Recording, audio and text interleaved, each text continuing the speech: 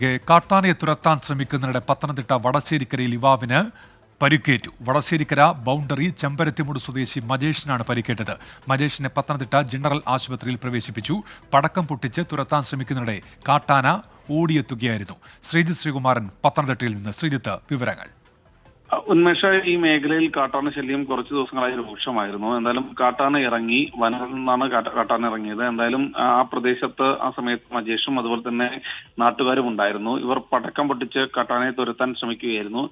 ഇതിനിടെയാണ് തുമ്പിക്കൈ കൊണ്ട് കാട്ടാന മജേഷിനെ ആക്രമിക്കുന്നത്. മജേഷ് നിലത്ത് വീണു. നട്ടലിന് സാരമായ പരിക്കുണ്ട് എന്നാണ് നമ്മൾ മനസ്സിലാക്കുന്നത്. എന്തായാലും പോലീസ് അല്ലെങ്കിൽ ഫോറസ്റ്റ് ഉദ്യോഗസ്ഥർ ഈ പ്രദേശത്ത് എത്തിച്ചേർന്നിട്ടുണ്ട്.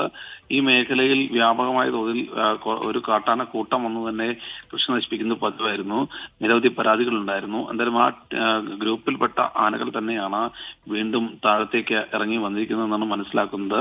മജേഷിന്റെ ആരോഗ്യനിലയെ സംബന്ധിച്ചിടത്തോളം മറ്റു പ്രശ്നങ്ങളില്ല എന്നും ആശുപത്രി വൃത്തങ്ങൾ അറിയിക്കുന്നുണ്ട്. ഉന്മേഷം. ശരി.